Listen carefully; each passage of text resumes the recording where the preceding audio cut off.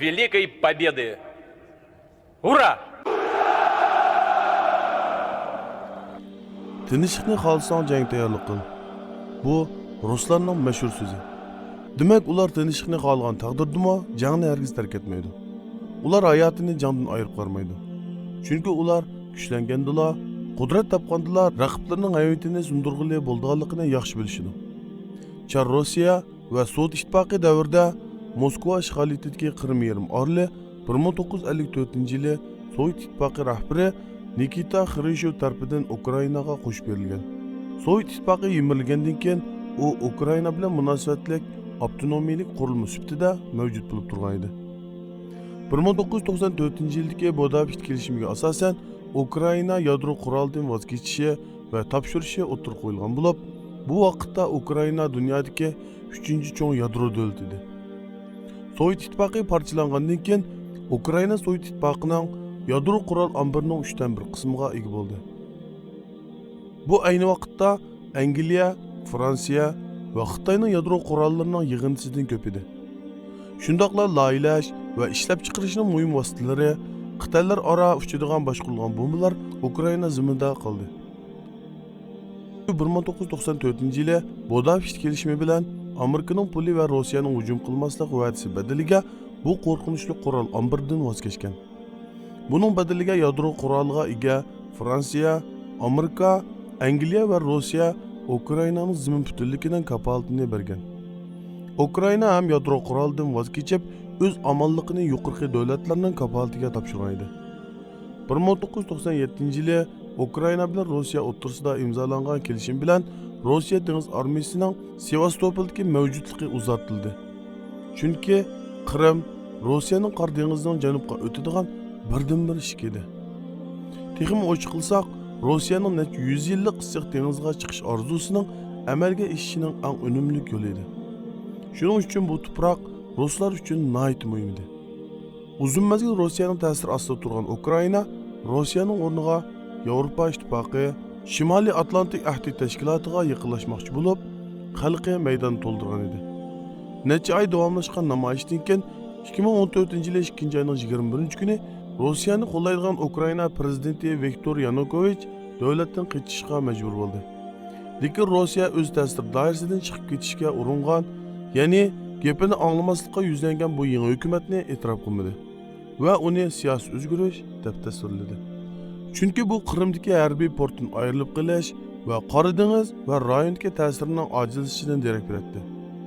2014-yil 2-oyning 23-kuni Sevastopol shahrida Rossiyaning parda orqasida qo'mondonlik qilishi bilan Rossiyani qo'llaydigan namoyishlar boshlandi. Shu kuni kirishda Ukraina bayrog'i tushirilib, Rossiya bayrog'i esildi.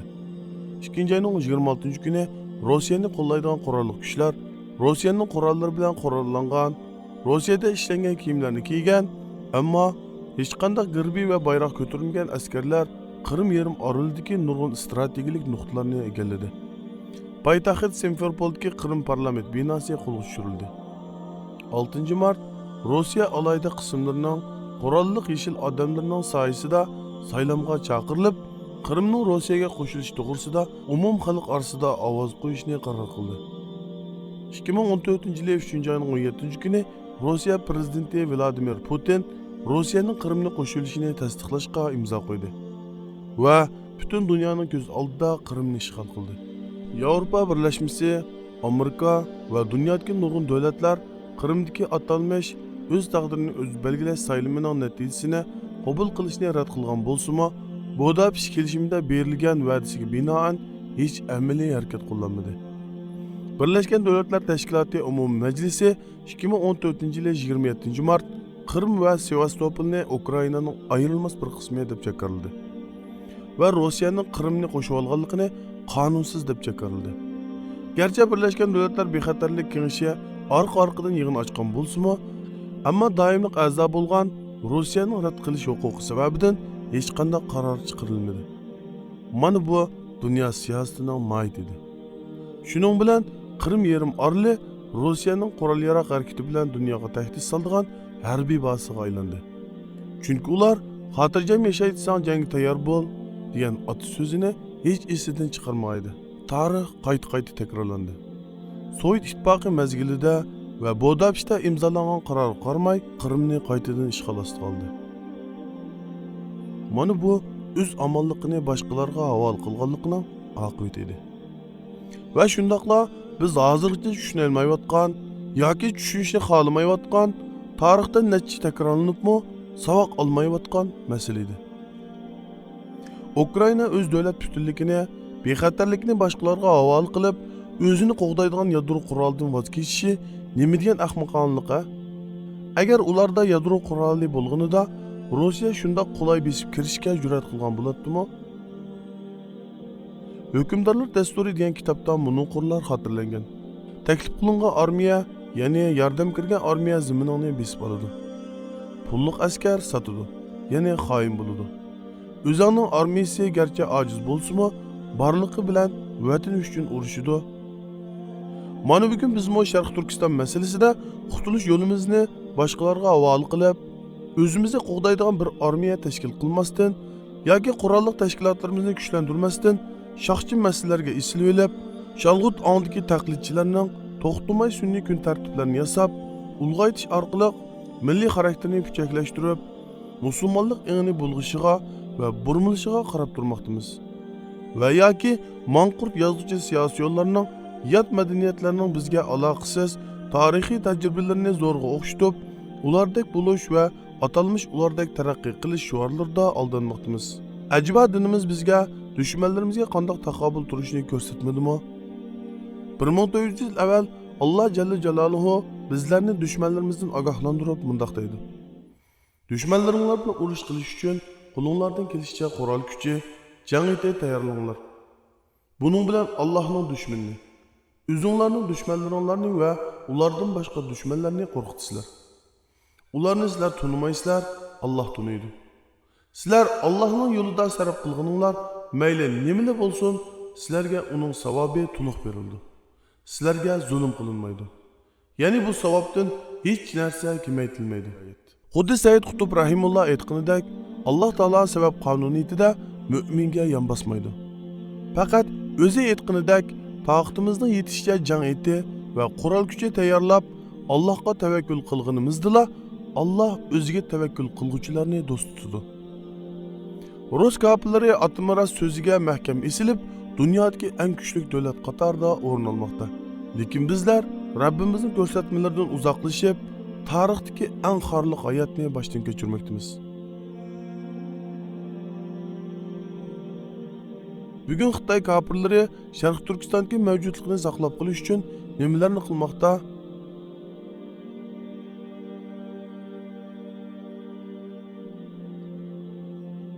Chegaralarni qanday qo'g'dimoqda?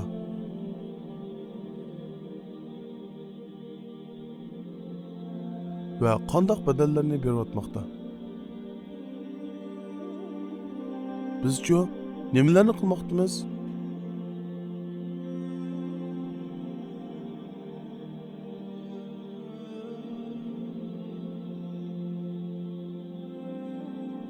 O'z izzati uchun qurbonlik berishdan bosh tortgan qavmga Allohning yordami qandoqmi kelsin?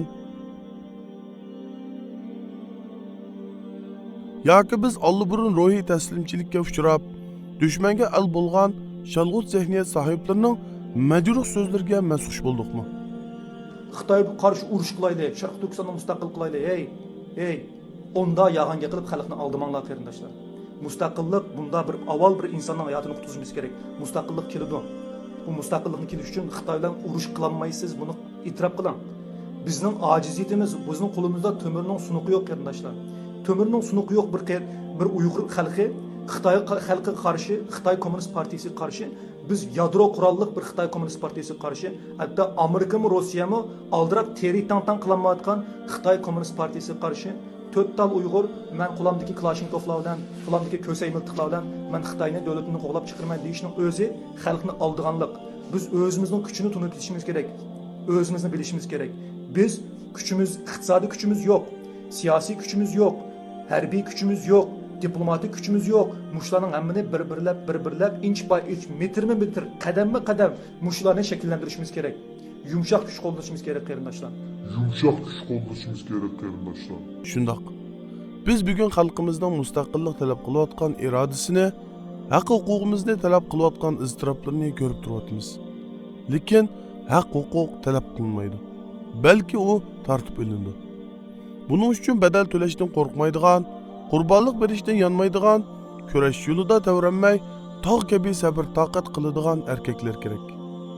Oxirida Rabbimiz Allohdan uyqumizni ichib, haq ustida birlashishga, tajovuzchilarga qarshi birlikda otlanishga nasib qilishini so'raymiz.